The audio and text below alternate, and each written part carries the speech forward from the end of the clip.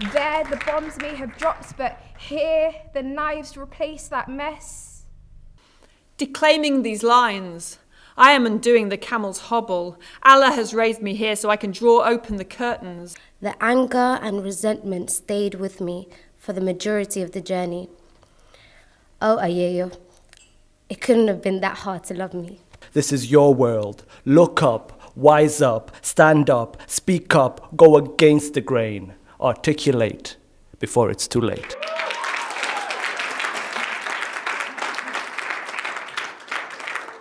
Thank you for everyone for coming along. It's really a great honor to see so many talented young Somalis, and especially poets. If you are a poet, give yourself applause. I think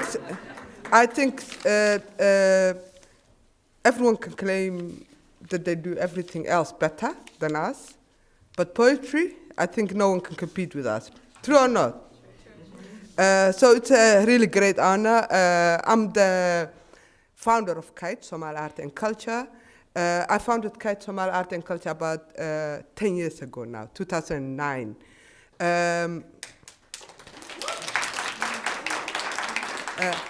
The reason I founded was actually I started to work for Oxford House in 2006.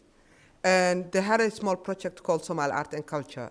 And the first time they asked me whether I wanted to do an weekend Somali events, and I thought really great opportunity. I was working for victim support then. I thought, okay, let me take this chance. And because I always, poetry and Somali culture always attracted me great deal. But also I think culture, art and culture gives really people from different viewpoint and cultural background and different experience, the platform, a way to talk to each other without really being nasty to each other. So that's what makes art and culture different than politics. That's what makes art and culture different than religion, and people have to feel like they have to fight. But I think art and culture gives space to all of us to express ourselves without threatening the other. And I think that's why I love culture and art and culture and free expression. So it was that project of Oxford House was Art Council funded. It ended in 2007. And then, of course, the first project that goes out of the window is the Somali project. But I thought this cannot be happening. End of the day, I was thinking I was not doing this job because it pays, because it was not paying, actually, a lot. So, and I thought, okay, if they can do it, I can do it myself. I can do this for my own people. So that's why I founded Kite, to continue Somali art and culture, and to continue Somali Week, which was then weekend, so Friday, Saturday, and Sunday. So when it was March, I remember, it was my first time that I really felt like I'm responsible for something, because all my other previous jobs was I was working for someone else. So then you feel, okay, I'm not gonna look for a job. This is what I'm gonna do. I'm gonna focus. I don't have one penny, but I'm gonna try it. And I'm so happy this year.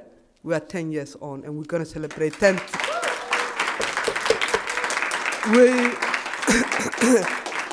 We are gonna celebrate 10 years anniversary of Somali Week, Kite Somali Week Festival. Not the Somali Week, as it was previous, but Kite Somali Week Festival.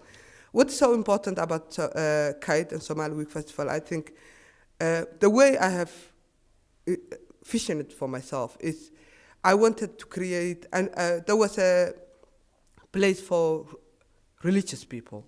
There was the mosque. There was a place for people who want to do politics, and that's every other platform. But there was no place where young people and who want to just kind of talk to each other can come together. And but also there was a platform for Somalia, there was a platform for Somaliland, there was a platform for Djibouti or whatever else, but there was no place you can be just Somali. So where Somalis being ethnicity, because I think a lot of young people also even here are struggling with, don't understand Somali is not a national identity. it's ethnicity. It's just by blood. We just happen to be Somali.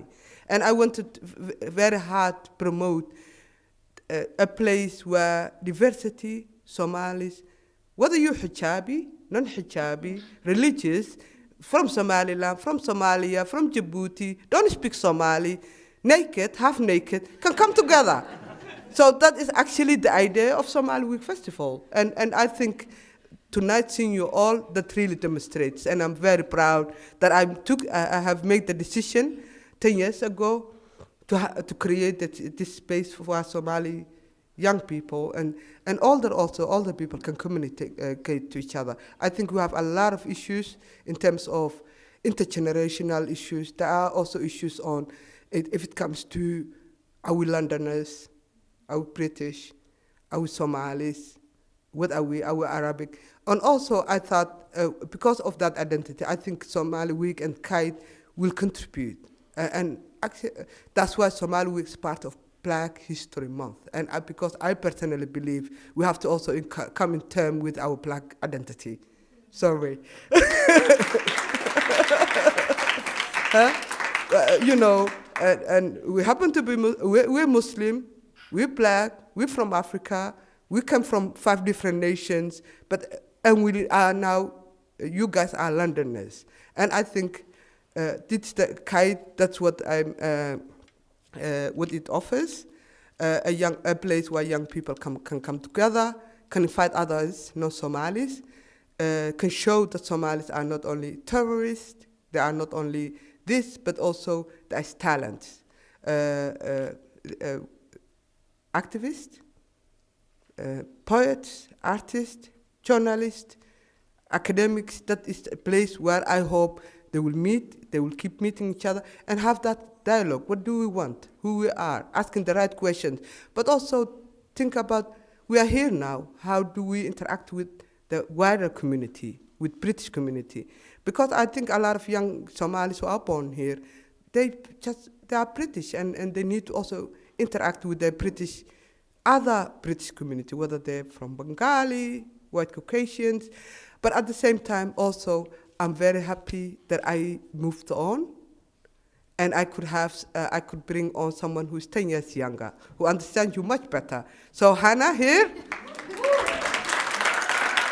Yeah? I think the problem also often we have is the people who found things, they are very uncomfortable to let their baby go. Huh?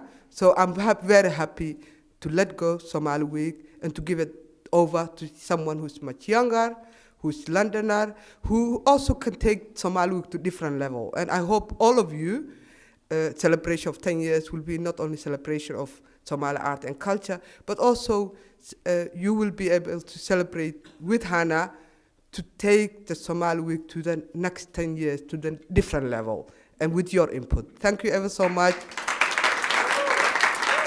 And Hannah will take over from here. Like I haven't handed over her only to Somali Week and Kite, but also to this evening. Hannah, thank you. Come, welcome. Hello. That was an amazing speech. Thank you, Ayan. That was very kind of you. No pressure at all. So my name is Hannah Ali. I think most of you are here because you know about Somali Week Festival and you know about the amazing work that Kaid has done for the last 10 years. So talk a little bit about the background to this event tonight. So in December 2017, so a few months ago, Kaid Somali Arts and Festival were one of 6 community-based organisations who were awarded funding in the Mayor's citizen-led engagement programme for London. And this programme was aimed at building relationships and to develop civic leadership in communities that currently do not have a voice in City Hall.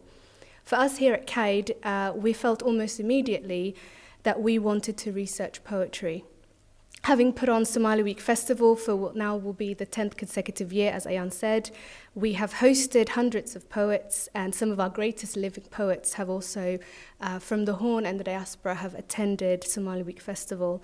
And this was our chance to not only keep displaying poets, but to find out really why poetry means so much to Somalis. This project was designed to find out what poetry means to Somali Londoners and why it is so prevalent in the Somali community. There seems to be a high proportion of Somalis who consider themselves poets in the City of London, myself included, and our aim is to find out why that is and why it matters to us. Essentially, our message to City Hall and to the Mayor's office is that this is one of the ways in which City Hall can get access into the Somali community. Access to our concerns, our opinions, our hopes and fears is through poetry.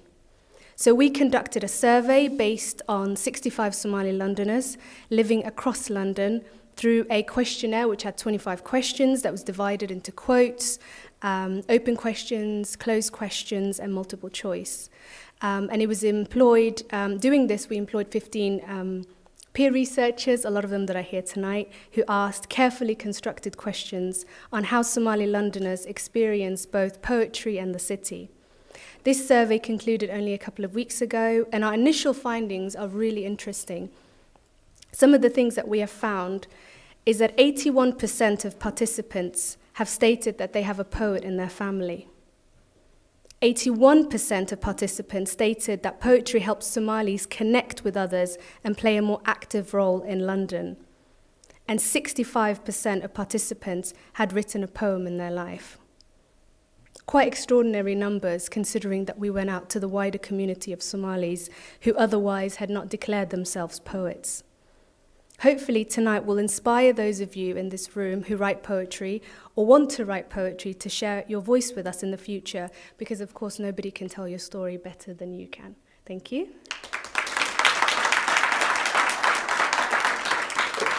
So we're going to start off now with a performance from our headliners, Ashalul, Yusuf Mahmoud. Yes, definitely. Where are your applause? It's the Ashalul. And we also have the amazing Claire Pollard, who's going to be also reading poetry with her. So Ashalul Mahmoud Yusuf is fast emerging as one of our most outstanding Somali poets, as well as a powerful woman and a powerful woman poet in a literary tradition still largely dominated by men. Her work began getting published on Somali websites in 2008. And since then, she's rapidly gathered a great deal of praise, and her poetry collection, The Sea Migrations, published in 2017 by Blood Axe Books, with the Poetry Translation Center, was Sunday Times Poetry Book of the Year. Many congratulations for that.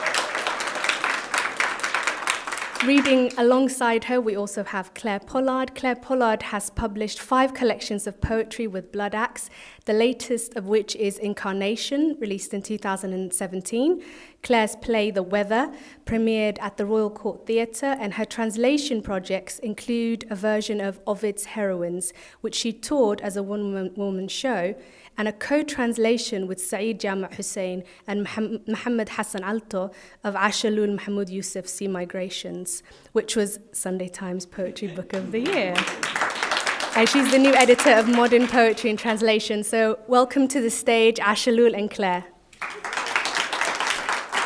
waa mahadsantihiin sida wanaagsan aad uga soo qayb gasheen aad baan ugu faraxsanahay inaan dhalinyaro Soomaaliyo inta leeg aan ka hor akhriyo gabay Soomaaliya waa guul afkeena u soo hoyatay inoo soo wada hoyatay especially idinkoo qurbo ku dhashay oo ku koray idin soo hoyatay gabaygan kulli ba dhinaca Ingiriisiga ku akhrisan doontaan oo aad u fahmaysaa laakiin nimanka waan idin akhriyaa insha Allah waxa la yiraahdaa gunaad way maqlaysaa Soomaha hay bismillah in dhaweyd bagabaygii ma gelin kala gurkiisii gogoos masaafaadka iyo guurow lagu heeso geeraarka maansada ma furin gabiba suugaane murtiga waa lagu soo shubana waan ka gaabsaday duc markaan gufeeyaba mid kala galow ka yeedhay aan godaal shacaa oo kala ngorof ka buuxshay garida iyo dhoobada markii guula naga uumay ee gibilkii nabi aadan iyo xawa naga gooyay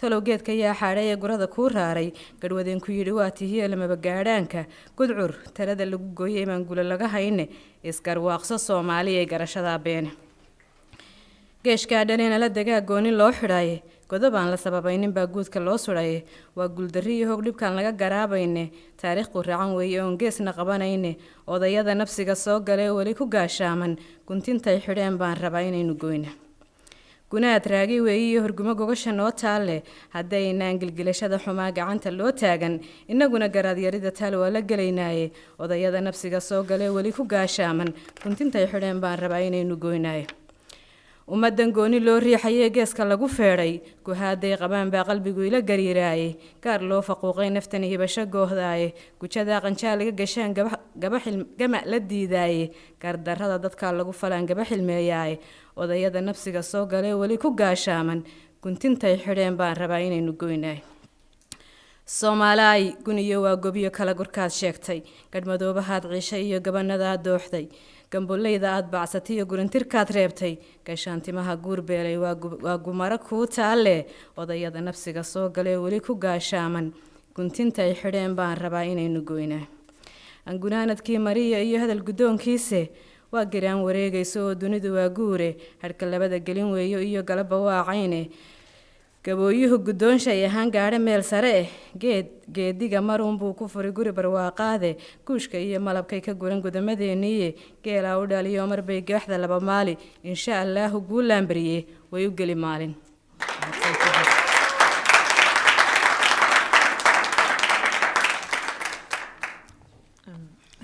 The scab.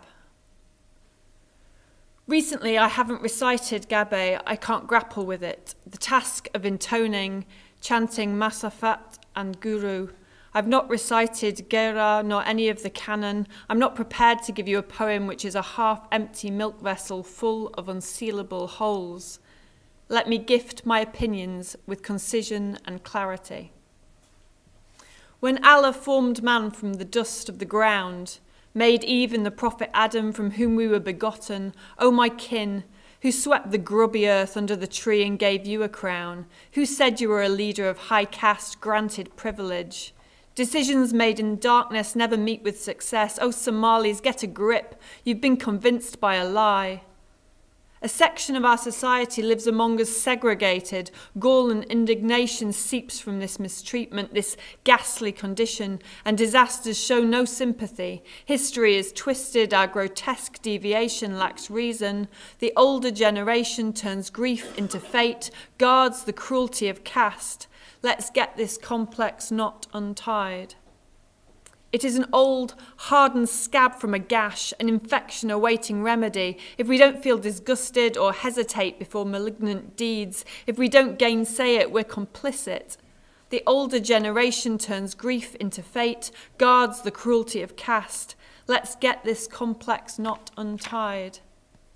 People have been set apart, gravely bullied. My heart beats angrily, is crushed with gloom at this unfairness. It grinds in my mind how they were pushed away. I can't sleep for thinking about punched jaws. In a gaping space, I weep for their grim treatment. The older generation turns grief into fate, guards the cruelty of caste. Let's get this complex knot untied. Somalis, you profess belief in the noble gob and the lower caste gun. Those blackbeards angered over the children you disemboweled. You goad their married women, brutally rape them, get them pregnant. Their women of marriageable age are too low grade for you.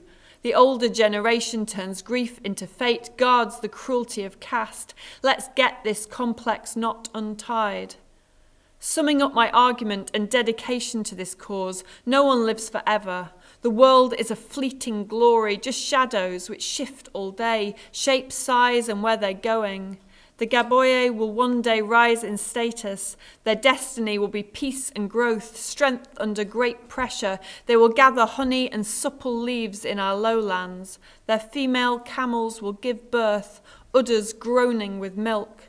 They shall overcome hardship one day, God willing.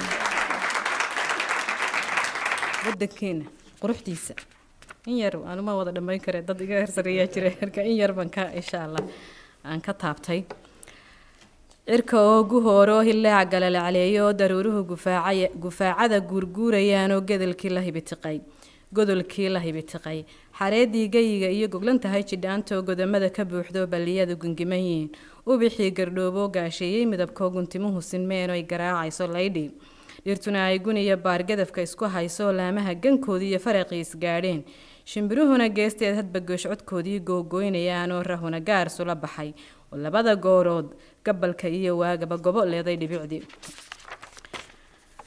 hoobaan guduud iyo dhafaruur go'ay soo guudku wada casaadoy garab taal midcaanyadu jinowgii gardhoobo caleentii gayiga iyo ay guudka qariso guranaya uunkii gorayga iyo cawshii giir qurux ugaadhii garanugta idilkeed gaangaambinayso hadba geed magoolkii mayraca ku goostaan geeliina dhalayoo geesweyntu dararto adhigiina godol yahay xooluhuna gebigood isha aad la gaadho geesaan fogeyniyo guriga ayag daaqaan gabankii la joogiyo kuraygii go' qaato intay hadhac golaysteen gogaalaysigoodii googoostay sheekada halihii gobaad iyo gorod ay lahaayeen oo nirgii ku goohoo darartii gubayso oo isu guuxay ololkii inta gooraca weysimahaaneedkii lala galay dambarkii ku gaaxdiya laga gurayo ibahoo gorofkii la culay iyo gaawihii la buuxsho gebiba beeshu negi tahay galadaan tilmaamee geyigeena taaliyo nimcadaa gadhoodheen cidi weli galaan darin allahayowna garansi Our land. The sky is full of spring signs, lightning flashing everywhere, clouds heavy with rain, slow in their movements, ready to pour generously. The land inundated with rainwater, filling the pits and pools in full. The flowers blossoming with so many colours, each in full bloom, shaken by the breeze. The trees from top to bottom straight as lines, their leafy branches touching one another. The birds for their part gathering in flocks, singing a shared tune while frogs emerge in their own way. At both ends of the day, morning and evening, the rain steadily falling, the ripe dafara fruit completely coloured in crimson, the midyayo fruit close by, the jinno tree in full fruition, grown leaves covering its height, ready for plucking. The ostrich and antelope basking in beauty, along with the gazelle taking their time, feeding on blossoming trees with relish. Camels giving birth to calves, cows with drooping udders, sheep and goats ready to milk, all the livestock within your sight whichever way you look, grazing near the homestead, the herding youth in their white sheets, resting in the shade, passing time with games, chatting without care, and the she-camels, Gorad and Gobad, hearing their calves cry, feeling the weight of their milk, responding to the call. While evening is still young, the herders take positions, draw the longed-for milk from the she-camels into smoke-cleansed vessels, filling them to the brim in this peaceful settlement. Recounting this heaven that can be found in our land, such abundance overflowing, such purity and plenty, we must thank God.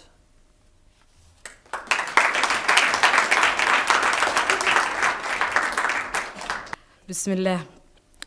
daada gabay dabuubta iyo murtida dooda hadalkayga waxaan uga dan leeyahay inaan danaha sheegaaye dadweynuhu waxaan doonayaa inaan dadaalaaye dulmigaa dhacaya aan rabaa inaan dilaacshaye tahriibta dadkeenii rogtaan dayr ku xidhayaaye u dulqaadan kari waaye oo aan damqanayaaye jidhkaa iga dubaaxiya markaan dib u jalleecoodo inta aan ilmada daadiyaan dibinta ruugaaye afrikaa dhib daris looga dhigay daayina bidkeede soomaaliduna kaba darana way ugu dambaysaaye qalbigaa intuu daxal ka galay daamir wada yeeshay damiirkay wadaniga lumo waa dad baaba'aye dareenkii wax garanayay baan digigaxoonayne dabin laysu dhigay weeye oo duul kala xidhaye diiwaanka waxa inoogu qoran doorkii Falastiine dilaal iyo madaneeye aan diirin baa dooxay shacabkii dilaal iyo malaal baa midba dacalka haystaaye haddii laga dareero dalkii dooni laga raacay deebaa qaraariyo hadduu dacarin oo yeeshay dulin iyo abaariyo hadduu diirato horseeday daad laga ordaayiyo hadduu degal madow yeeshay duufaanka caayiyo haddii duuma laga qaaday duqayd iyo caruurtii hadday dabadu soo yaacday dalka yaa u hadhi tolo markaa waa dareen yimi waa xaaja duuduuban iyo sheeko daba dheere da'yartaa dhammaatiyo waxaa dumar idlaanaya diracyada tahriibaya ee dabargo-a u taagan dihaalka gaajada kuwaa dibad wareegaya badahay dul heehaabayaan damalladeeniye diibkiiyo iyo xaaskaa cunoo daaqay lafahoode dugaagiyo waraabaa daldala darabsidoodiiye duleedkaa la soo wada wadhiyo dacalki xeebaaye iyagoo dubkiyo diirkii baxay baa la daawaday waa kuwaa darxumo leedayaan dugan kari weynay damac baa dadkaygii galoo way dawamayaane dayoobaynu wada noqonayo waysdib maraynaaye dibi socod ayaan wada nihiyo dowlad jaahilehe dawarsiga ku naaxaan nihiyo doonis ruux kale eh diifaan dhammaanaynin baa loogu dawgalaye afartaa intaan dabar ka furay diirad ma ku eegay darajada ilaah baa baxshee ma uga furay daaha doorkii abwaanadu horey ugu daliisheene delayda maansada horey ugu daqiijeene aniguna ka dabageeyay waan ku darayaaye waanadu kuway deeqday oo raaca danahooda iyo kuwa dariiqii waanaa diinta ku ekaada daayinow ilaahow ka yeel dabargo weeyaane waxba gabayguyuu ila durkina waan dabranayaaye haddii dalaga aan beegranoo dooga la abqaalo nimcadaa inoo darartay iyo badahan duuduuban buuraha ilaah noo dajeegoda lasoo daatay badroolka diliqlaynayee duxayo hoostooda macdantaa dinkiigtiyo haddaan dahabka soo saarno dunyada haddaan dhaqanno oo doobi laga buuxsho dastuurkiiyo cilmiga laysbaro diinta la adkeeyo dalku wayna wada deeqayaa aynu dibi joogno daaquudka aan naara iyo ducufka shaydaanka oo khayraadku waa dihin yahe aan dibnaha saarno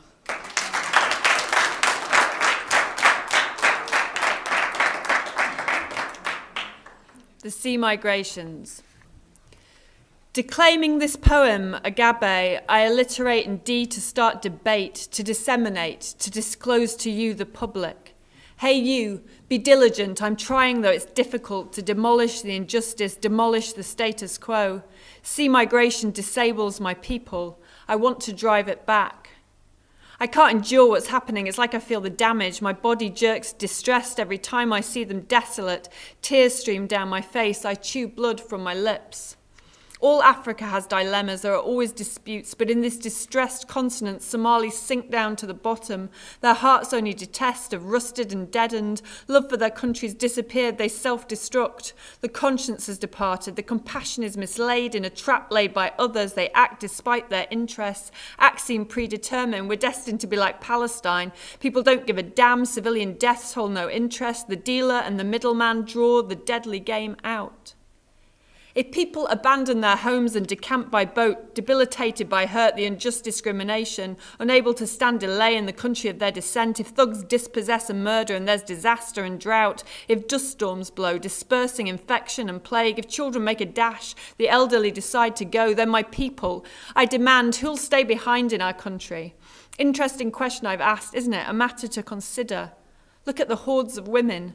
All the young who drown, disappearing onto ships, dissolving on the crossing. All those deprived of life's basics, adrift outside their country. Our future floats bloated in sea, is a corpse dragged on sand.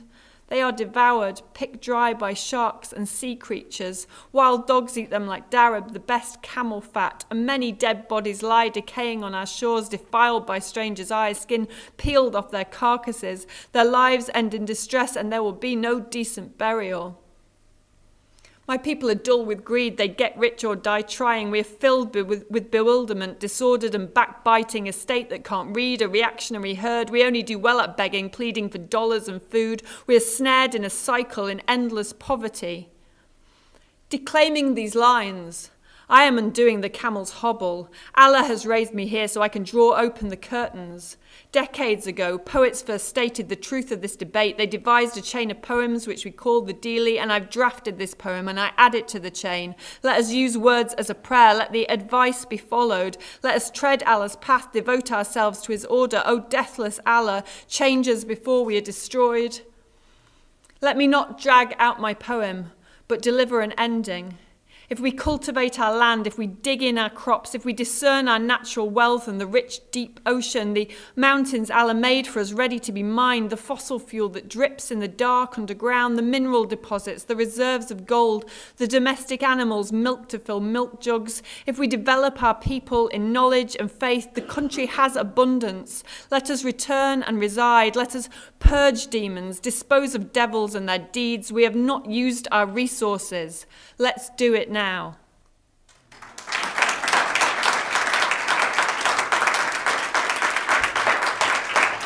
That was incredible. One more time for Ashalul and Claire, please.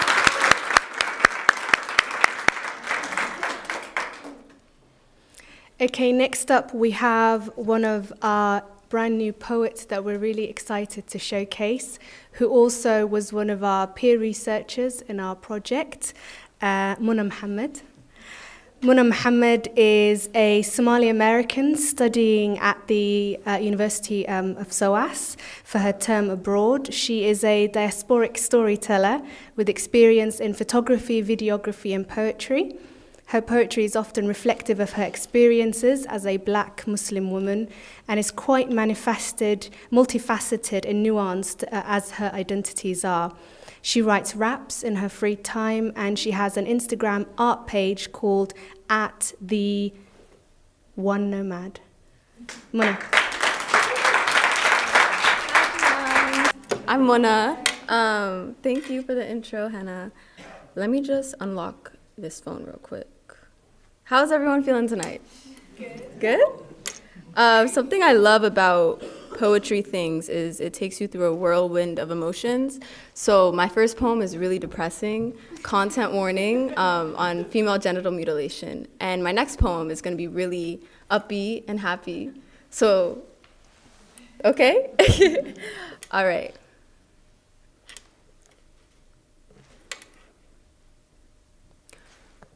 I only see dark ghosts lurking in my past, faded memories of fresh blades, a knife left bloody as it cut off shame.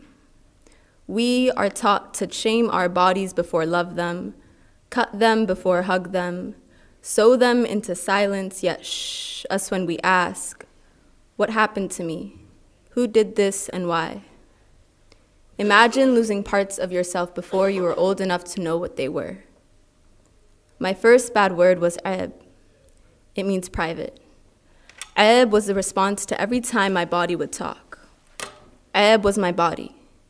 My body was my first bad word. Aib is the only way I know how to talk to my body. I hold my body in private, and aib is what happens when I try to break out. Aib is a jail cell that parts of me have always been locked in. I entered this cell at age 9, when I first realized my body was different. A woman is a joke, and her body is the punchline. I remember the first joke made about my body. My mother looked over at my aunt and asked, have we checked our halales recently? Halal is the word they use to describe what is permissible, like meat. They chuckled, a laughter drenched in pain or conformity. I can't tell the difference. When they cut parts of me, I became halal, became permissible, became every man's dream. Did you know that you are a fantasy? How dare we leave you open? It's funny how my body became a public matter the day they called me gabar, how they make you think your body was born in private, a secret. It's no wonder we've always been good at keeping those. My body is a secret I keep in private. Back home is the place I am most insecure. When I went back home, I learned to be private. When I was 9, I learned my first secret. When they ask me where I'm from, I don't know what to say. Back home, they don't talk about this. Back home, they don't talk. Back home, you are taught to fear yourself, to look in the mirror and never see enough. Girls here cut school to go on vacation, but we go on vacation to get cut. To some, woman means meat. And what is a man but a butcher? Patriarchy but a warehouse. And love something we search for in every man's chest. My home country cut me, and now hurt is my mother tongue.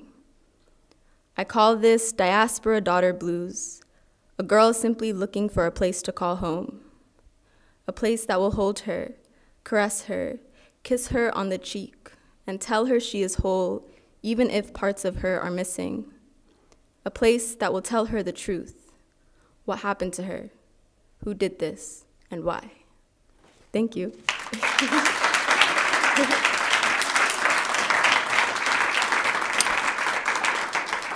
Like I said, so I think poetry to me is something that Like, I mean, in Somali culture, for all of us that are Somali, we know we don't really talk about things sometimes. And I think poetry is the way I kind of like break out of that, because I think it's important to talk about things for our mental health, for like ourselves. Knowing about your body is important for all the women out there where we weren't taught about sexual health when we were young. So yeah, I kind of break out. This next poem is called Masterpiece. It's a poem about myself. It's really fun. It's short too, so. I ain't no masterpiece, no piece of a master. I am the whole picture. A canvas of golden imperfections, a scratched diamond with a clear reflection. The sun who shines when she feels like it. I be the moon. Black and misunderstood. My darkness is fierce, but you call it intimidating. Oh well, I am a book. Written in different scripts, searching for a language that tell all my story. My chapters are infinite. I grow every day. I grow up every day. I am a child and an adult, but my soul be 60. Calling me confusing ain't no different than catcalling. Understanding me takes more than seeing me. It's dangerous when Black folk are only seen by others. It always ends with someone dying. I have eyes with X-ray vision, can see the supremacy behind the interactions with the store clerk, the soft buried in the strengths of our mothers. My softness is strong. When I cry, I scare people. When I smile, I scare people. My life is in chains and I spend my time dancing my way out of them. I can hear the African drum in the stomps of my feet, the through my sighs and my screams. I am an art piece, a piece of art, an untold story, their afterthought, my first thought, the one who was born resisting, a puzzle piece that fits no political party, unwritten and unknown, unmastered yet whole. And man, ain't that carefree? Thank you. And thank you to Cade, Somali Arts and Culture, and Henna for like planning all this out. They've been great at managing it all. Yep, all right. I heard a lot of snaps from Muna, so well done. Next up, we have another incredible poet who was also one of our peer researchers, Suhama Elmi. Suhama, also known as Susu, is a 22-year-old passionate writer who expresses herself through poetry inspired by her Somali heritage. She's member of the East Collective, which is a collection of artists and creatives, and she can be found both on Instagram and Twitter at Susu Creates. Suhama?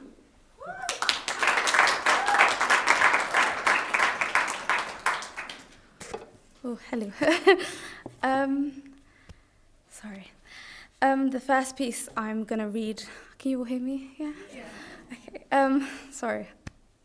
The first piece I'm going to read is called Home is Where the Heart Is. They say home is where the heart is, but my heart is cracked and leaked into pieces of them.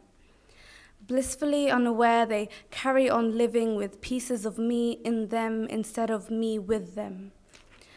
Unable to find the missing pieces of the puzzle that is my heart, I roam the streets in search of my home. As I cannot be accepted into one because of the other, too diluted for Hoya's home and too hated for the other. I sit amongst the titles that define me and contain me.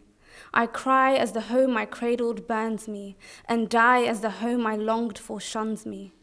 Once again, I'm reminded that I am too diluted for Hoya's home and too hated for the other. The tongue has been dipped into a home and my body in another. I dream of your home and pray it holds me like she held me. Like she cradled me when I cried, not knowing what was right. Hoya Ma'an taught me my land, yet my tongue feigns its existence. They say home is where the heart is, but I must be void of a heart if I have no home to call my own.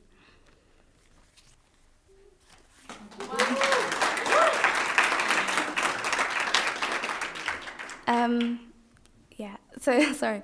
The next one is called Letters to Myself. It's a series that I've begun, and it's called I See You, and I'll see what you guys think of it. It's kind of like my relationship with like anxiety and depression. But I see that you're chipping off parts of your heart again, that you're trying hard but failing again, that you're back to carrying sorrow in your feet and in your mind. Must I remind you that your love is precious and should start at heart and not at large? For who will chip at their own heart for you?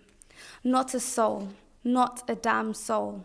For the river will continue flowing when you obstruct her, for a fire will continue burning without your need for her. I see you. I see that food has become a chore for you again, that you sit blinking blankly back at the screen that bounces pictures. I can hear your empty giggles echoing through the room again. I can see the pained smile stretched over your face. I see you. I see what hurts you the most is the lack of realization from them. I see you killing yourself for them while accepting the empty reciprocation. Beloved, why do you continue to torture yourself so? I see you. And I'm telling you to pick up those broken chips that are you and to heal those cuts. I'm telling you to hold your tongue for yourself. I'm telling you to love yourself. This fight won't last forever, my love. Soon joy will return and ease you that smile. Soon joy will return and be injected to those giggles and into your blood. I see you because I am you.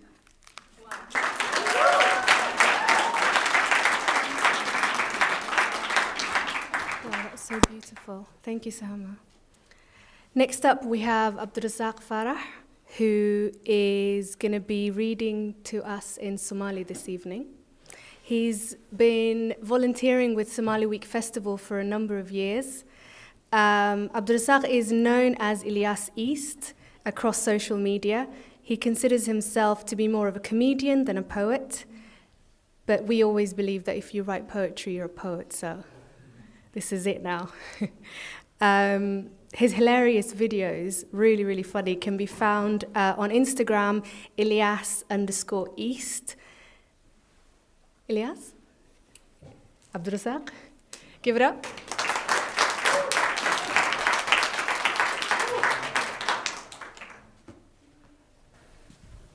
Assalamu alaikum dhamaantiin. Okay, hana aad baad maasanta waa soo dhaweyntaada waxan. Laba gabay ayaan runtii halkan ku hayaa. Gabay runtii aad u dheer maaha. Mid wuxuu ku saabsan yahay labadu runtii they're based on true story. One is about the migration and the other one is about the drought that's happened last year in our country. So af Somali baan runtii ku akhriyaya haddaan ku bilaabo ka abaarta wuxuu ku bilaabmaya ha iska dhigin dhabcaalo dantaaduun hadheehane dadka dhiban wax dheefsii ku dadaalna dhugashada haddii aad dhibtoon tahay dheehaaga guban yahay dadku kuguma dhaafeen dhamacdiyo abaartiyo oo maskiya haraadkee dadkeenna u dadaalo degeldegal u dawdaba dayrdayr u duurxula dudodudo u kuurgala dadkeennaa dhibtoone degalkoodu guban yahay dayrkoodu maran yahay daryeelkiin u fidiyo deeqsinimo ku caanbaxa ninkii diidi jirayow ninkii dayri jirayow kii daryeelan jirayow kii dilaali jirayow maanta waa daruuro danta ceeb hamoodina dadkeennaa wax gaadhsii dayin haw gargaaree sidoo kale dadkaygow inuu dirirka cawleed ka hilaaco dooliyo dandan iyo hargeysiyo dooli iyo daalo iyo nugaaliyo maashe daalo iyo nugaalo maasheeyo dacallada burco degaladeediyo dul ahaan dalkeennaba ducadiina aamiin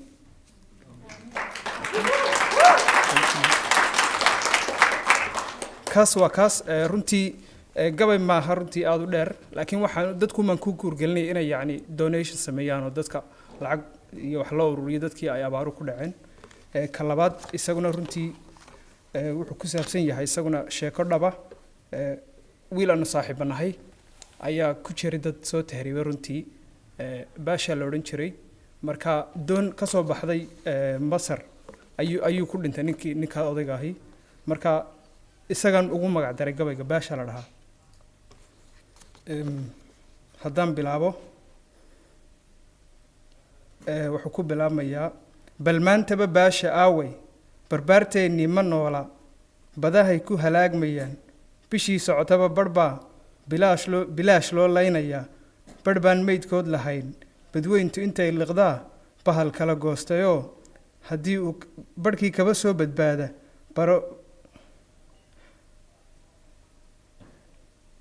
bahal kala goostayoo bahdii uu ka dhashayba baroorte dharaar kastaba barhkii kaba soo badbaada bidhaantoodaa la eegtaa bulshooyinka reer galbeedku bilaash kuma caawiyaan barbaarteennii wacnayd barh baa xabsiyada u hoyda barh baa xeryihii qaxoonti bahdoodii hore ku biiray bal eeg gobollada dalkeenna baroortaa gaadhay deriska bal eeg bulsho yahay bal eega barwaaqo haddii aad dooni baydkeennaa laga helaa baradaad ku barbaartaybaa badhaadhuhu kaa xigaa bal maantaba baashi aawey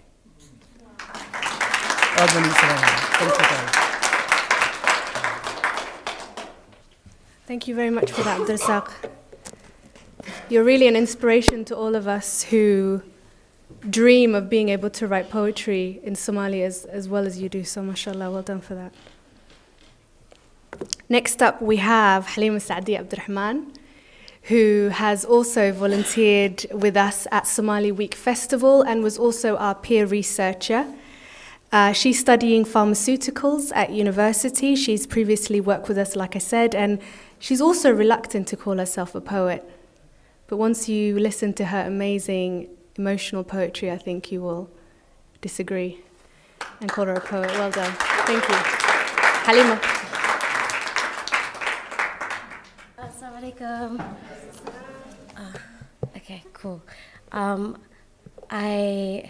I've taken part of this research, and it had made me think about people that said that they've firstly introduced their poems to others and how much of a difference it made to them and what kind of relief they had from it. I've been writing for almost 4 years now, but for myself. I've been writing a diary, and it was purely for me and for nobody else. I found that I did write poetry when I felt nervous, when I felt like I was going through some sort of a stress, and I have two for you. One is about not being guided anymore because I'm now falling into adulthood, and another one is about my ayaya and my journey in Somalia. So I will start off with the guidance. Sorry, I'm very nervous.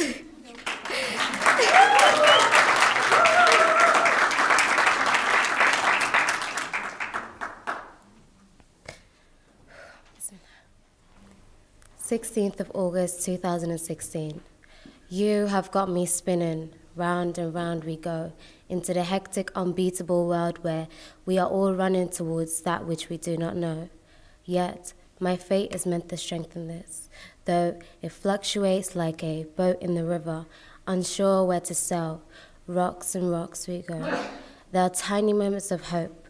It feels as if the world stops and stares with me into the horizon where the light seems so far away, then I hear that clock ticking away, dragging me back to reality. Tick, tock, and we still go. Does that mean I'm old now?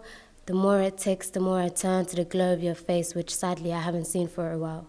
Does that mean I have conquered the course of the waves which once led me to the unknown?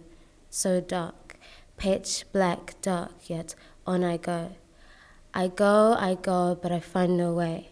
I go by myself, where there are no light unless you lit up your light and guide me.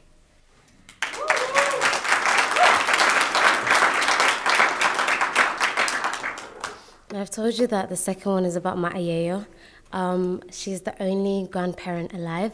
I have no other grandparents alive, and I met her in 2014, where I expected so much of that family member that I was disappointed at the end of my journey because she didn't give me the love that I wanted and the love that I might deserve.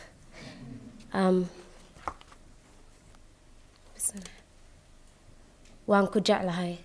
I love you. Words I wouldn't dare utter from my mouth. Aan ku barto. Let me get to know you. The constant phrase circulating through my brain, captured underneath my skin. eye to eye, or shall I say, dust to dust, for you. 3 generations long. I had my chances of putting my head gently on your soft thigh, though I dared not. I saw your kindness towards all others except me. I longed for it more than any other, but you hung me up like a wet, untouched party on the washing line. Oh, sorry.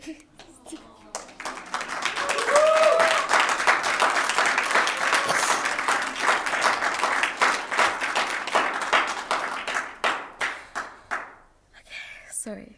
Okay. I saw your kindness towards all others except me. I longed for it more than any other, but you hung me up like the wet, untouched bati on the washing line above your head, fully forgotten throughout the day, drying out on its way. I have to try again, I thought. Embrace you with my tiny arms, hold you tight enough in hopes I would never let go of that scent. Just like that, I hung around you, swung by you to catch your breath, simply looking out for me. A single gaze was all I achieved.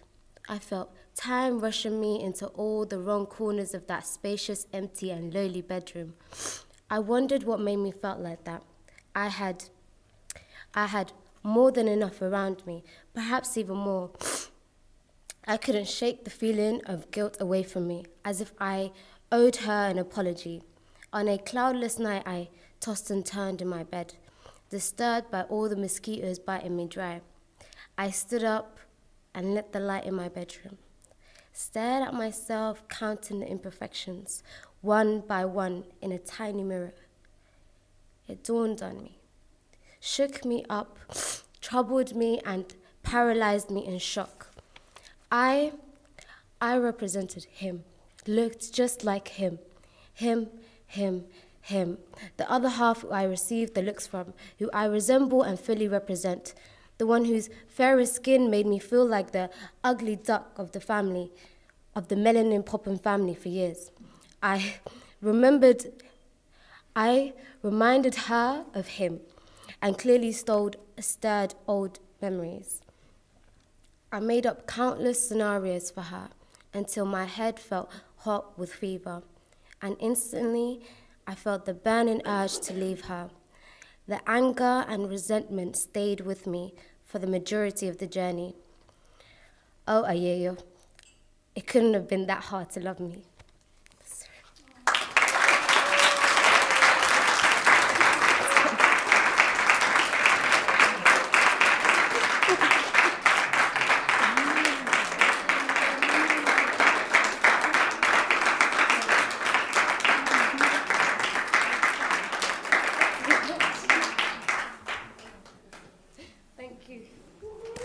That was amazing.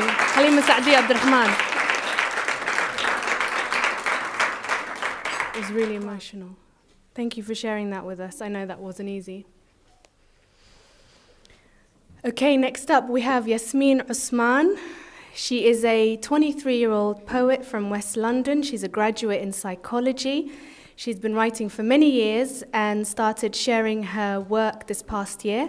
She's been involved greatly with poetry and Shah, which gave her confidence to share her work more online and in spoken word poetry. Yasmin? Hi. That was so brave. Where did she go? Oh, she's gone. I love her for that. This first poem is called Untitled. Cognitive dissonance is a straining feeling caused by an inconsistency in thoughts, feelings, beliefs, and actions. It's a cute little theory in psychology that Westerners learn in colleges and unis, and they feel like they can relate slightly. Diaspora is another cute word that Westerners learn and feel it's interesting to read about, being stripped of where you are from to adopt to somewhere that doesn't represent you. Representation. Taught in Western school systems, they learn about how it is important to have yourself seen in the media to feel valid as a person. I am not from here, but I am from here. Somalia is my home, but here is my home. For me, those words are not cute and learned, they're ugly and felt. Cognitive dissonance perfectly describes the depression felt when everything that is a norm for someone my age goes against my beliefs and my thoughts are curious. Cognitive dissonance is my little cousin asking me what is and what is not acceptable in our culture with confusion in her eyes. Cognitive dissonance is people in my faith hearing this and understanding of a clear choice to struggle instead of give in. It's people not of my faith hearing this as a cry for help when it is not. Cognitive dissonance is my religious war. Diaspora. Wanting to go home even when you are home, diaspora, embedding itself so deep in my tendencies that the concept of home is confusing. I love travel, being a secret cry of I do not belong anywhere, so being anywhere at all feels the same. Not afraid of new land because it's all a new land. Diaspora, going back to the homeland, being met with questions of what does snow feel like, and I bet you didn't think you had a home till now. Feelings of being untitled, knowing that even that is a title, knowing that 10 other things are forced on my identity before I even open my mouth to speak. Untitled, meaning others assume the title for me. Untitled, meaning spending my life editing the title enough to not constantly feel cognitive dissonance because I am not represented and there is no blueprint. Young and Somali is a book not written yet. It's a book that, unlike Westerner, doesn't have 300 versions in a bookstore. It's unspoken, untitled, so title it.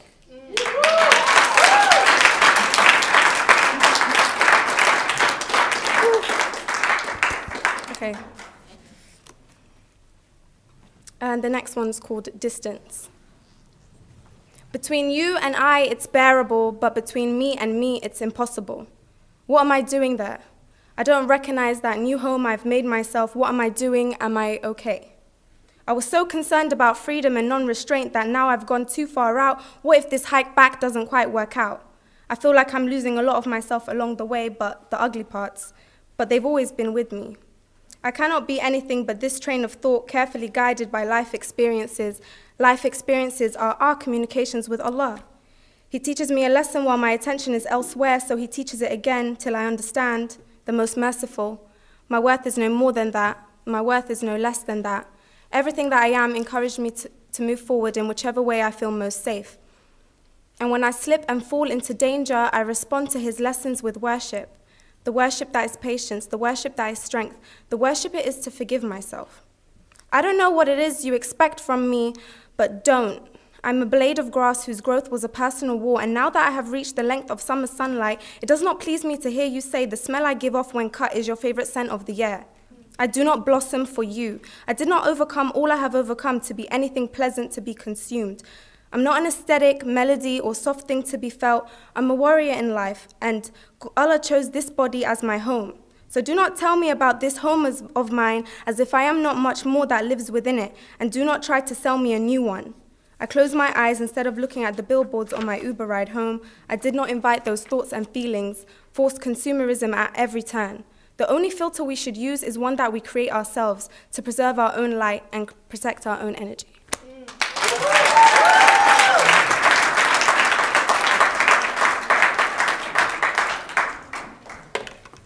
That was amazing, well done. Next up, we have Sagal Farah, who also was one of our peer researchers. Sagal is a 19-year-old spoken word poet who's been performing for 3 years now, but has been writing ever since she can remember. She writes about her multifaceted identity and the story of being a Somali living in London. She's studying English at university and is inspired by writers such as Warsan Shire, Harry Baker, and Mustafa the poet. Sagal?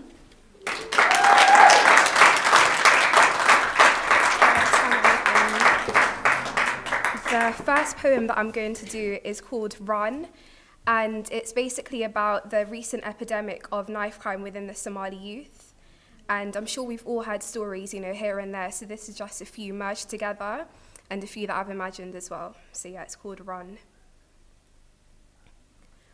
Often, deep into the sky's metamorphosis, we ask ourselves, where did it all go wrong?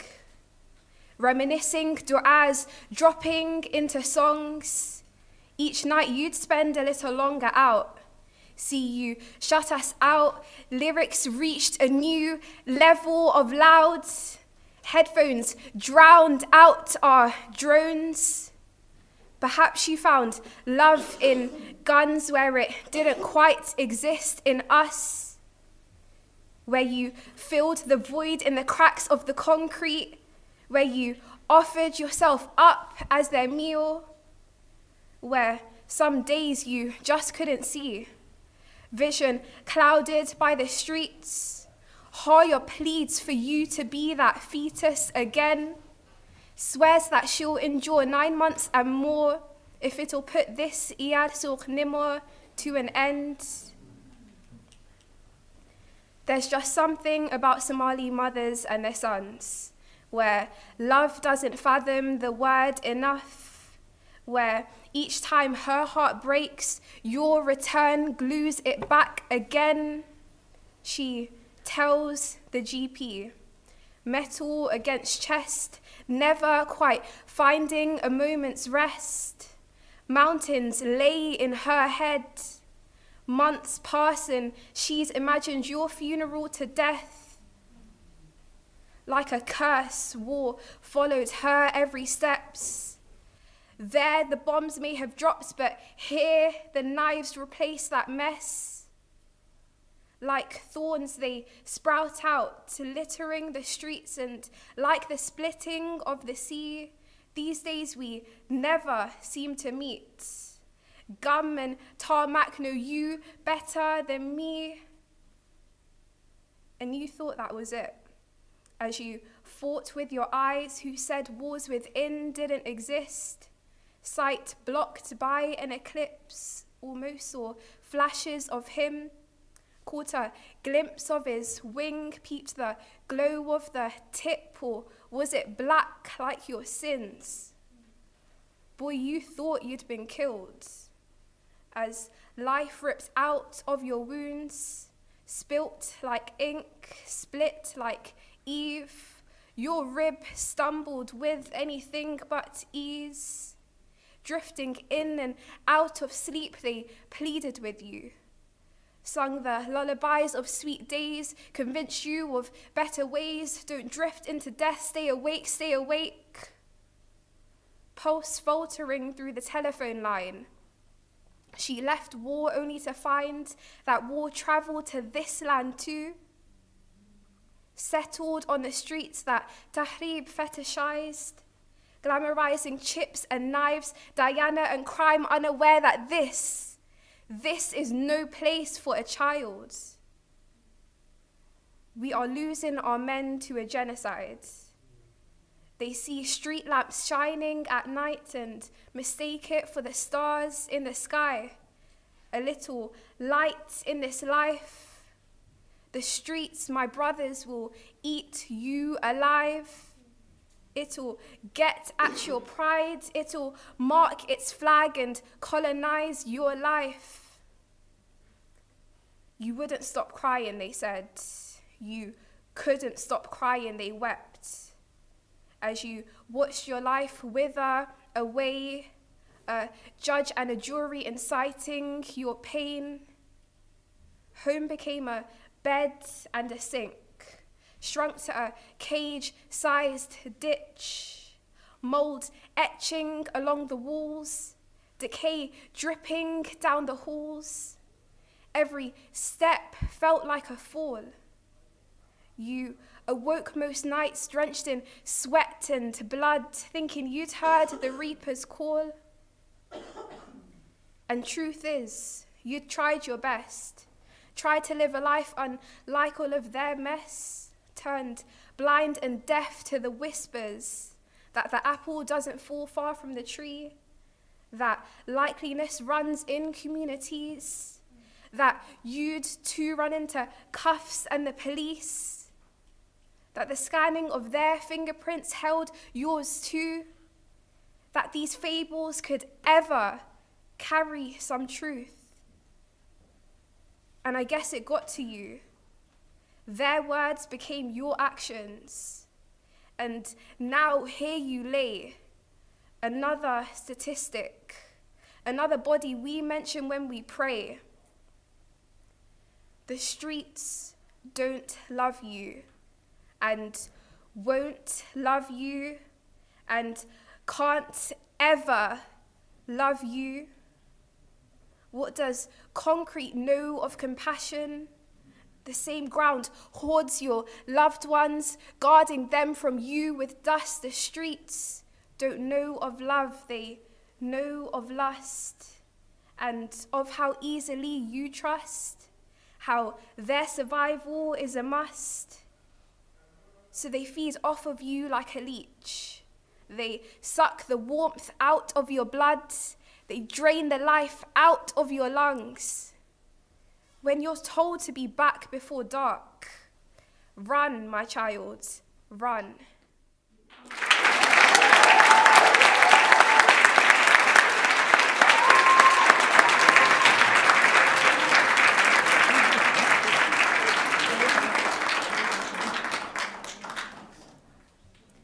This second poem I literally just finished writing yesterday, and I decided to perform it to sort of balance out the negativity from the first poem.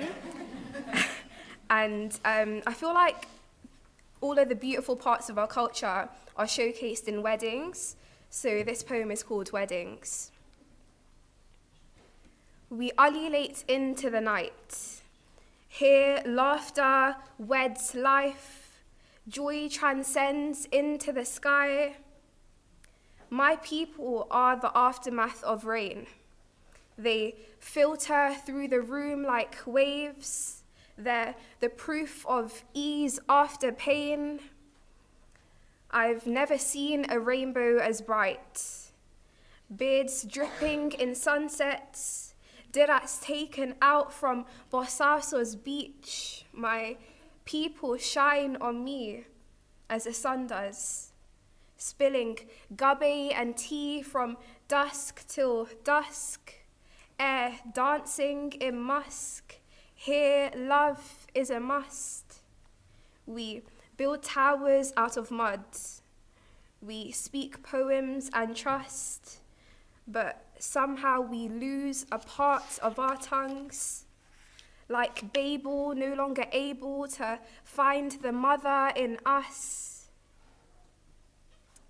But my people talk with their hands. They walk as if they run this land.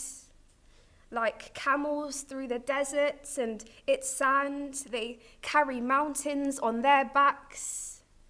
They lift the world with them, even if it slows them down in their tracks. And so here, we ululate into the skies. Streaks of blues and whites drape my tongue on these nights. And I swear to you, my people are the clouds' silver lines. The cup half full, the Ramadan moon, the proof of life. And though we may be gap-toothed, tongueless, sometimes stumbling, we wear pride like second skin. Here, ships never sink. Impero Italiano are no longer let in.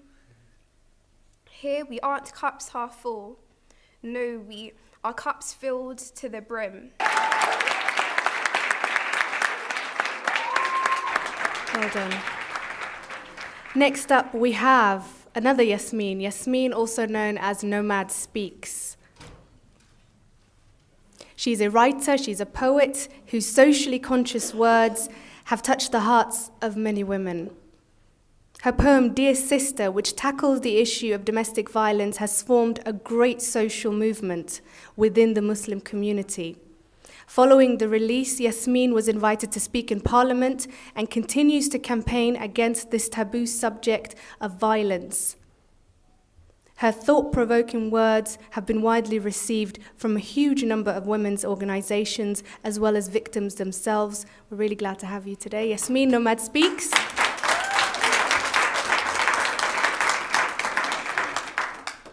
Thank you, Cade, for inviting me, and I thank my brothers and my sisters as well. The poetry I've heard tonight is so beautiful. I'm so inspired. But I'll start off with I Am My Mother's Daughter. It's circa 1991, Somali Civil War. She is strong, so strong as she walked past the bullet storm, not knowing where she was going, only where she came from. She has lived a lifetime, still only 18. Oh Lord, the horrors that she must have seen. With that sadness in her walk, that gentle smile with the soft words that she spoke, it's easy to forget the heartbreak and the hardships that she quotes.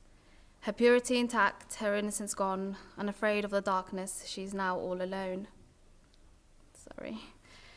Alone and lost in the rubble of what once was, in a land where women live being used as weapons of lust and cruelty. Its men divided by a name of forefathers they have never known. Warlords' greed consumes the city as its failing government crumbles at the feet of fallen men. That Independence Day victory gone, no harmonious national anthem song. Just a country collapsing with the burning flames of piled up bodies who took the wrong turn. For this was their fate, no matter how barbaric and senseless the end. Let us pray that they are at the seventh heaven gate, and their death was not in vain. Amidst all the chaos and confusion, this is all that she holds dear. I am my mother's daughter, for that much is clear. Where do you see yourself? She whispered to the wind. It replied with the heat of the sun on her back, as she carried her world on her shoulders into a horizon unknown, unruly, and unsure. As she entered into this new time zone, she swore to someday make it home. Home of the brave soldiers whose march gave you a sense of pride. That fertile land of poets whose words would sometimes make you cry. The love of proverbs, the comforts of freshly scented cinnamon in that shah followed by that sheko. But when the time came, she crossed over the red earth, rivers of red blood, towards her a yellow sun, above her into an ocean of deep blue, into a new birth of white faces and different races, all together, over them a grey sky in which they reside somewhat peacefully. You made her so angry that for the first time in a long time she cried and knelt down in her mind, her face scarred with the tears as they rolled on by. Cut inside though, as she was stabbed 1,000 times, deep down in her soul, that day a part of her died. To her knees she fell, screaming as the onlookers passed her by. We are one people, one language, one tradition, our ancestry and history, but with he said politics, it destroyed us, separated us, made us fatherless, motherless, and above all, it made us homeless. When will we return? She again whispered to the wind. It replied with the raindrops on her face, a dark cloud over her sky, a cold chill that swept on by. She crossed that zebra crossing, but vowed never to say goodbye. And again she invokes the strength of those before her, and she takes solace in the fact that she is her mother's daughter, for that much she's sure.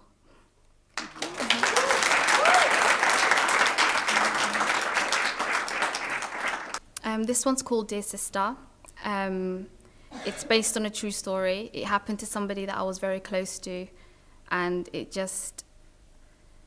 surprising what kind of cruel world we live in and the things that I think us as women have to endure at times. And I think as Somalis, we tend to hide or hush negative things, seen as taboos. It's you can't talk about it, so this is where that came from.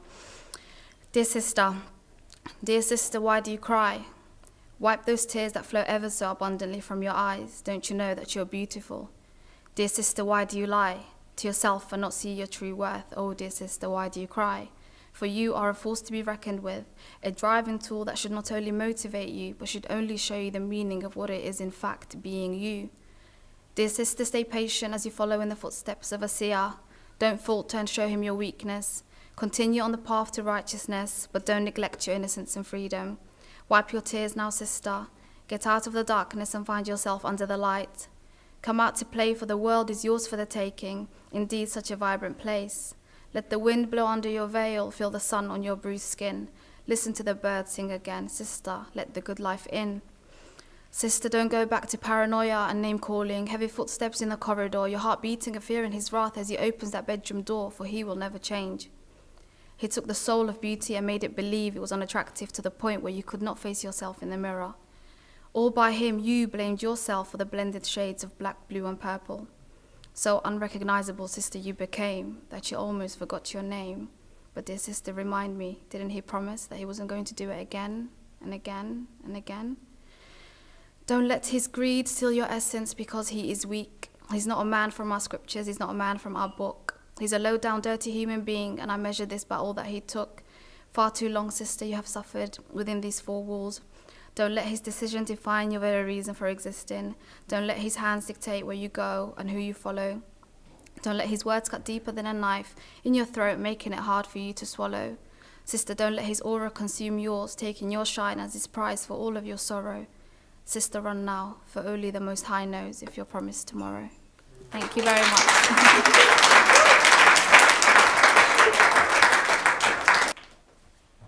Thank you, that was wonderful.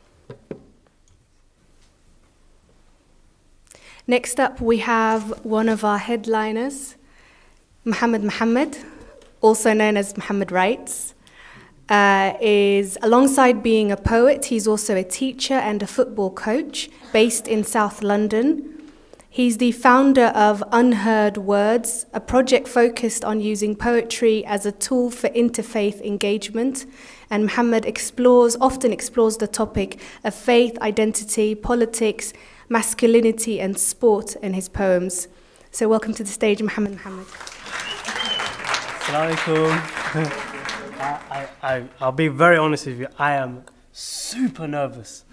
And I think that's just solely because of the nature of this event more than anything else. I've never had this sort of space created for the Somali poet. I know there's many Somali organisers who invite Somali poets, but to organise one around Somali poetry, oof, mashallah, mashallah. So yeah, my name is Mohammed. I am from Southwest London, Battersea. My favourite Somali singer is Fuad Umar. I know, right? I'm a Liverpool fan, and all of this has nothing to do with my poetry. But I just wanted to humanise who I am. So I'm going to read a few poems. Allah. This one's called Hoarder. So like someone who hoards stuff. They hold something for too long. They hold it, right? My Somali's whack. Asha understood, so I made it. I made it. So yeah, this one's called Hoarder. Tohoyo. She's a champion hoarder, grasping onto late linen like lovers do mornings. Your warmth keeps me going, but we have to wake up. Not like that. Stored in old Nike and Fila boxes, she would hold on to letters from the homeland, ones she kept from the 90s, before connecting in seconds today. Rusty pencil marks in everything Somali, from Ma'ano to Dahabshil Kutno.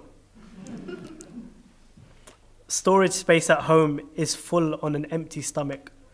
There is always room for laces, from when her first pair of shoes, her 80s jacket from Marca, jackets with the shoulder pads.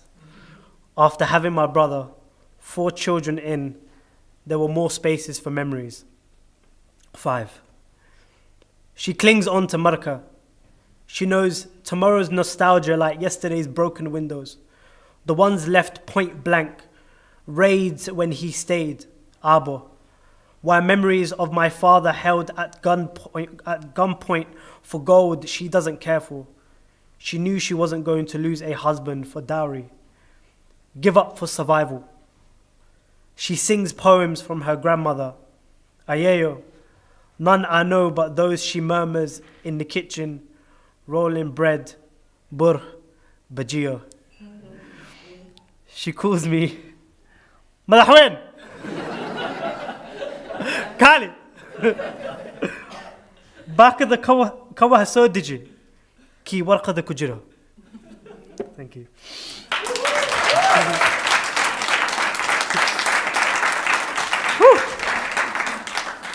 So yeah, my poetry is a bit of a mix. So I don't actually have any poems that are like full out Somali, because as displayed, my Somali is fish and chips. I've never seen Somalia. I've never smelt Somalia. I've never touched Somalia. My mum fled during the Civil War to Egypt while she was pregnant with me. So I've never had the chance to be back. My dad's only visited recently. So Somalia holds a really interesting experience in my life. So, and I hope one day I'll visit. And my dad jokes, come to Somalia and, get Somalia to qualify for the football competitions. Anything, just anything. Even African nations, let's start there. So I do hope, actually one day, I really, really hope that I can do something of that nature. And, it will improve my Somali. So this next poem, it's so true. So this next poem is actually about football. Because football is very close to me, it's very close to Somali boys. And girls, absolutely. Oh, fun fact, just to defend myself, fun fact, my niece plays for Chelsea. And this is in 2011, 2012. So she was like the only Muslim, hijab-wearing Somali football player in the Chelsea girls team. So I pushed her. I made sure. I tried to, So forgive me. I hope I got your back now. So I really pushed her. Unfortunately, 2 years later, she was later let go. But that's just the experience of sport. And, that made her a better person and a bigger person. And she's really talented, better than me. But anyway, this next poem, so it's really about the love affair that young Somalis have with football. And it's about one particular competition where Liverpool are excelling in. I know, right? I should give him Somali passport or something. But anyway, so this poem is called Stepovers in Silver. We fell on concrete grounds. The ball would dance between our feet, dress our stepovers in silver, the ones that echo glory between Gento's hands, slice through the last line like Lionel, we pray. Dreaming of a football miracle, to be picked first and declared king. Sing for us our rightful coronation. Handel lays the words for Zadok. Britain's crescendo raises a new hymn. Die Meister, die Besten, les grandes équipes. Reign victory, united tongues under one umbrella. We dance with the ball, called upon onlookers and their feet to come into our den. Jackets for post, the weak our nets, in front of challengers who envy our dazzle, only to take us down. How we fell on concrete grounds, then rise, place the ball on the spot and score to the champions. Thank you.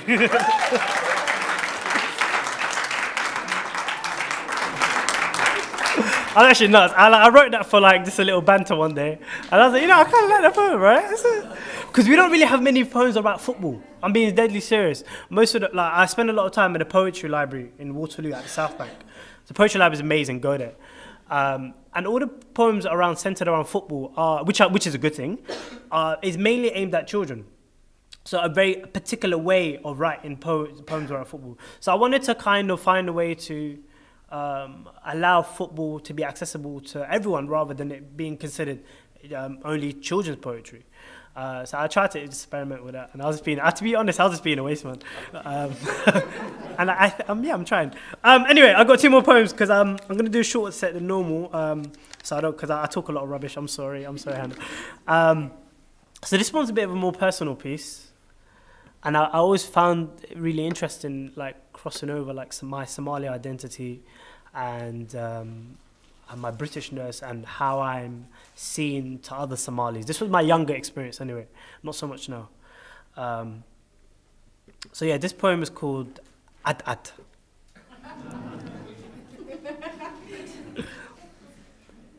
He's one of those At Somalis. He said, like you, I still don't know privilege. I really don't. Like you, the only privilege I know is being male. Like you, my CV is dumped separately to the recycled bin. They don't want to read repeats. Our experience is a repeat. We are a nuisance. We bother everybody. Like you, I am stopped and searched, traveling to stop and learn.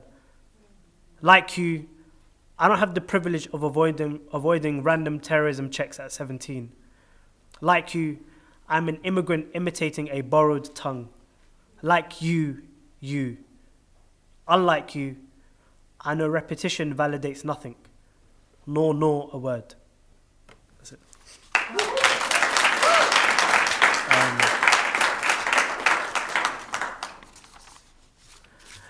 I think it's going to be my last one. I like to clown around on stage, but I think today I've been a bit more conservative and trying to be serious. One thing I want to plug, and this is not a shameless plug, this is a celebration of Somali organizations. I come from an organization from South London, or was an alumni. And if it wasn't for this Somali organization, and I say this with conviction, I don't think I'll be reading poetry now. Elais, who's a Somali organization in Southwest London, who are here today. Hi guys. Hi. They're literally like my family. They are my family. And if it wasn't for the platform that Elais gave me as a young Somali who wants to try poetry and giving me platform to do stuff like this, I honestly would never think I would continue pursuing poetry. And that's what the significance of organizations like CADE is. You know, this contributes to that and hopefully inspires you to inspire other young boys and girls. And Somali girls are killing poetry. Now, I'm trying to like push you as like young brothers from the ends, but I still think I'm a pagan. That's another story. Anyway, so this last piece is what I'm going to leave you with. Do stay in chat. I'm going to be chilling at the back today, so please don't be shy. I might be a bit shy, hiding somewhere. My wife will probably take care of me. She'll be like, Mo, you need to speak to people, man. But yeah, anyway, so this last poem is called, I kind of wish I wrote more, but I think it's a poem that develops long term. I'll probably look at it in 10 years and add more to it, but that's the life of a poet. This poem is called First Day at Duxie.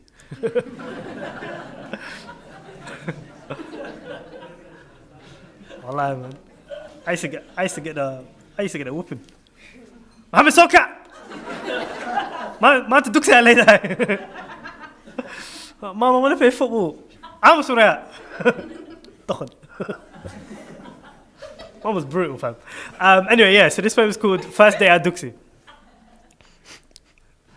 My name fit too well in the circle. My name fit too well in the circle. My name fit too damn well in the circle. I never knew where mum was taking me. Conviction rainbowed out of her lips. You are going to learn to pray. Don't you want Jannah? My hands met sweat like skin smothers leather. I became an expert at counting steps en route. I never knew the other side of my town until I was 7. The overhead bridge split size defined darkness. With a bland white, narrow cemented building, inside was a hanging brown steel staircase looking down at me. A man in a long white thobe planted in front of lookalikes. I only saw white kids from Monday to Friday and my reflection at family gatherings. Are you here for madrasa? My brain blurred. You said Duxie hoyo. At home, things only came in Somali size fits all. My name fit too well in the circle of Mohammeds. Mohammed with 2 M's, Mohammed with EU, the Imam too. That year, I began sharing my tongue with strangers. ABC lip syncing with alif, ba, ta. My English Somali broke dance with my first lesson in Arabic. My throat developed 2 left feet pocketed with Latin. The only thing keeping me calm was hearing the Al-Fatiha my dad used to sing when leaving me for bed. I lost my weekend for the next 6 years. Followed by a lesson on respect your parents, akhi. Thank you very much.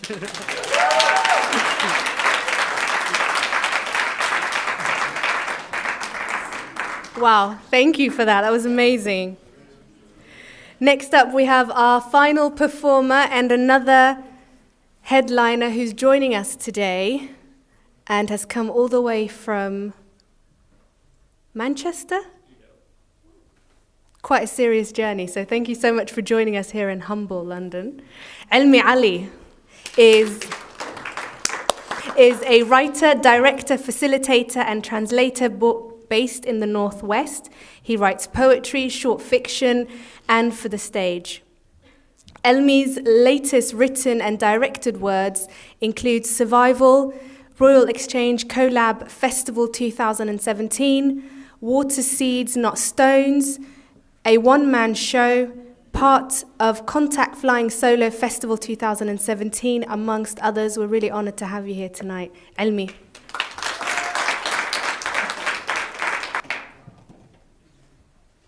Assalamu alaikum. I'm very, very happy to be here, and I'm very, very humbled by everyone who's read. So hold tight, everyone. I'm trying to start the thing, if it works. Sorry, my fingers are sweaty, so it won't read. Cool. Bismillah. So I've got a few poems to read. I'm just going to read and not talk so much, so that I have maximum poetry and minimum me. Knife crime is apparently going crazy everywhere, especially in London. So I'm going to read a poem, two poems actually. One called Permission to Speak, and the other called Brain Dead. So, permission to speak for boys who are taught to hate. It is not okay to raid shopping malls. It is not okay to drop bombs. Please watch the news. Read between the lines. Be curious. Please watch the news. Read between the lines. Learn about the environment. Be curious about the world. It is your inheritance. You must stand guardian. You must understand its design. You must learn patience, practice growing things, master cooking, learn to work with your hands, and begin to seek out love, because there is nothing but life, but humanity. Believe in yourself. Believe in the world. You have allies. They're nations of boys as clueless as we all are. Just as surprised at the fact of life as you and I. Just as prone to destruction, to distraction. Careless with our stories and generous with our faith. Boys who believe in heroes. All the boys who are sensitive to injustice. Boys who fall in love easily. Boys who don't admit to things, boys desperately trying to be men, always gullible boys, boys trying to speak back to the world, the restless boys, the not so easily satisfied, the rude boys, the antisocial order boys, boys with issues, especially you. This is your world. Look up, wise up, stand up, speak up, go against the grain, articulate before it's too late. Thank you.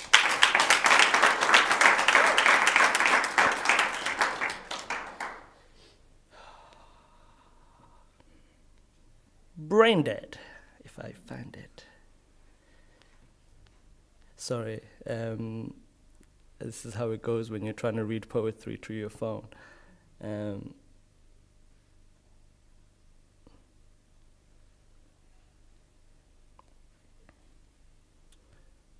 Don't mind the way mind works thoughts.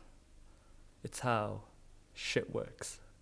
Like the frontal lobe at the front of the queue, clocking in 9 to 5, redacting yesterday's dreams, documenting loss on payslips, THC trips, blunts forced to dull trauma, no consequences for pleasure, like the morning after pill. But ain't I stillborn if the world is on its way around me, too tongue-tied to cry out life, ankles shackled, cranium hollow, dick hard, but beat balls and gold chains and pants hang low with an Asbo-like history. Still, sun flames past, morning to noon then night, imagination bloating belly. I swallowed a passport, a waiting room, a white savior complex. Shit is too hard to digest. Left to attest to superficial milestones hanging in the balance like hemorrhoids. You can barely stand the pain. always peacocking. Life floats by and color don't matter no more. We're all space dust and matter, all ephemeral, liberated things, dandelions floating to lay root. And everything that happened en route was neurons misfiring, and bad dreams, and night terrors. And color catching wasn't a game played in white cotton robes, and black wasn't pegged to poplar like laundry. And home isn't a flaming parchment of prayer disguised as a pirate on BBC. And half the world isn't hungry. And who said C4 marbles and bell bearings don't make for a good death when you've got nothing to live for? And who thought my soul could be saved? And who promised you 1,000 virgins? And how do I wake up from being awake too long, desensitized to wrong, the pixel generation, all our thoughts made up of cells, carefully partitioned, maximum security, the kind that lock up, hem you in, blight you, water you down, like the frontal lobe at the front of the queue, clocking in.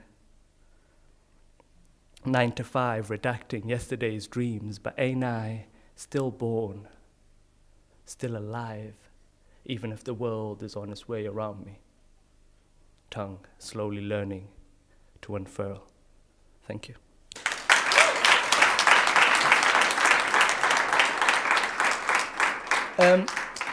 I write quite a bit, and mainly in English, but I'm trying to sort of go to the gym and learn how to write in Somali, acquire muscle.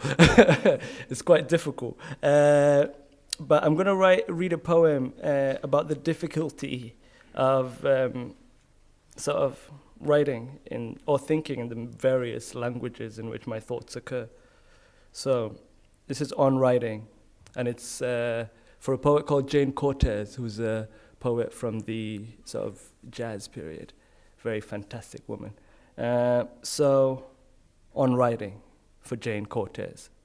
My rhymes is stowaway, is all hands on deck, is Atlantis, is no panties, is skinny dipping, is pirates sleeping, is scurvy spitting, is lemon haze tripping, is shrooms and truffles, is all our troubles, is four seasons, is fish out of water, is funk, is deep funk, is music under tongue, is reruns, is hit me baby one more time, is blue, is blue, is blue.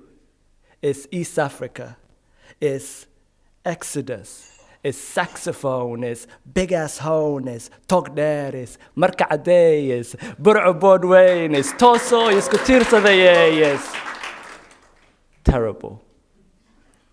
It's terrible. It's terrible.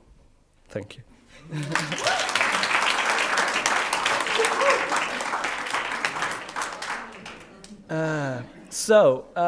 We don't have a lot more time, so I will give you a choice. Do you want to hear a poem that I wrote for my mom? Do you want to hear a poem about Tahreeb? Or do you want to hear a revolutionary poem? Oh, my mom. Oh, okay, cool. Bismillah.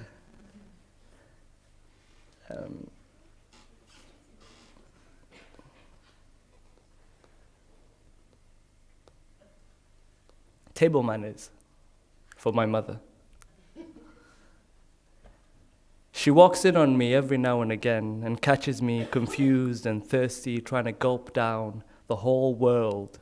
And she, calm and composed, always impressed at her son's tremendous feat, says, Tartib ha isdilin. But the heedless are hard of hearing, under siege, trying not to leave anything behind, chewing through a mouthful of hardship, chasing serenity with fingers aiming straight for the bottom of the jar. She knows she's almost always talking to herself. I hungrily wax off a plate of plenty before my eyes, a plate of plenty before my eyes. I have no ears for old words, for what she always calls to, for what words to unknot, what kink, for what will definitely aid the colic. She, wise eyes, sees the cramps coming on. She tries to rein me back into the length of her arm. She knows the spots where to be coaxed. Under what shoulder blades lay what burps, what relief to be revealed, what remedies passed down. She has done it many times. I think I have outgrown her, bloated as I am, full of the whole world, writhing with pain and roaring with pleasure, fevering with the injustice of entitlement. She is long-sighted and watches from a distance as I squat and stretch and gag on regurgitated thoughts, as I measure myself against the worlds I consume and swallow whole. She has never once asked me why I'm hungry. She has never once failed to remind me to slow down, to experience, to savor, to chew. Thank you.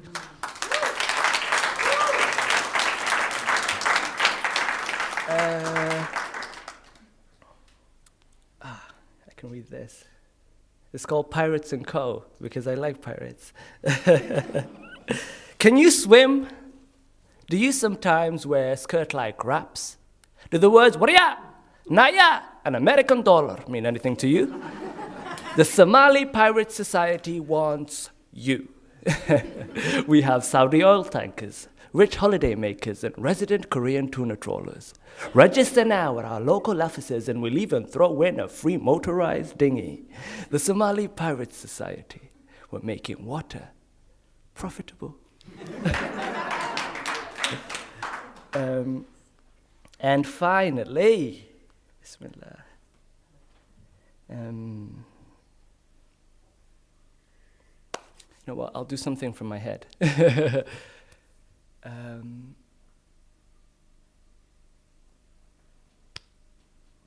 Prometheus and the Dictator. And this poem is in honor of a poet that's very close to my heart, that's currently in jail for a free speech issue in the very wonderful Republic of Somaliland, which I love very much, but I also think should practice the freedom of speech.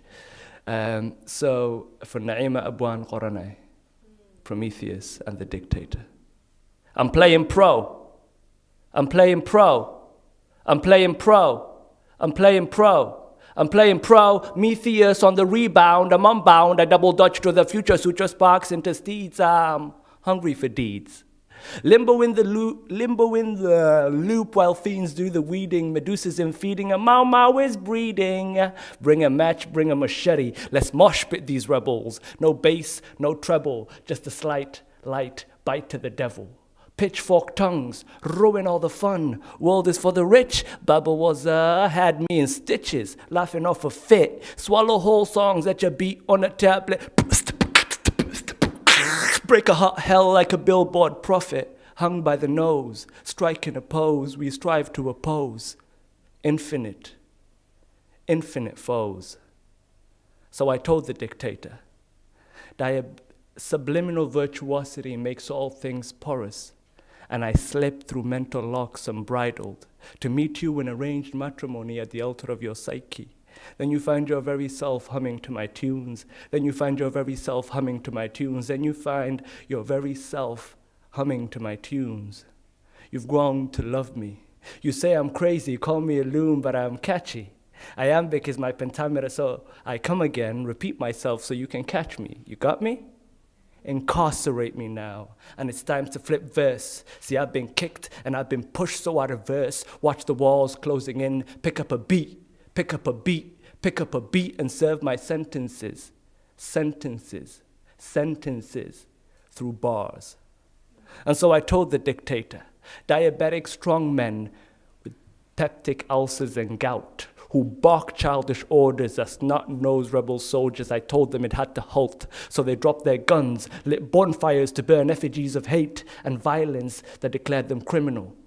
And so I told the Dictator, naturally, all I want to do is neo-colonize your native mind, take you back and weed those foreign thoughts that have made the now-scarce fruits of your rich soils cursed. Watch your climates climax in their first subsistence with the insistence that you feed your people's hunger for thought.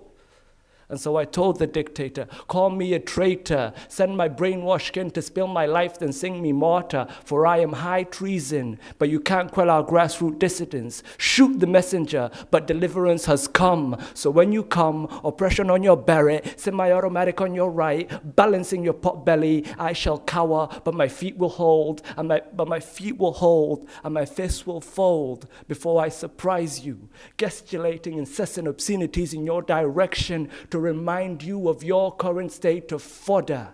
Pass through the intestinal tracts of male bovines, you sit there with yes man, with strong man, the flies circle, a musky mound of bullshit.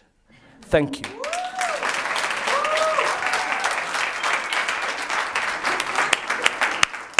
What a way to end the night. Wow. Thank you so much for that. Thank you to everyone who came. It's been an amazing night. I am continuously inspired and humbled and amazed by all the amazing poets that are existing in London. And more importantly, for those of you who may have found yourself inspired by today, who write and who want to perhaps push yourself forward and perform, please do get in touch with me afterwards outside, because I'm looking for new poets all the time to give a platform to during Somali Week Festival. This is your future, this is your generation. I'm really here to try and make Somali Week Festival all about us and to give each other platforms before we give to others. This is our chance to really show London and to show City Hall all that we can do. So thank you so much for coming tonight. Have a safe journey home.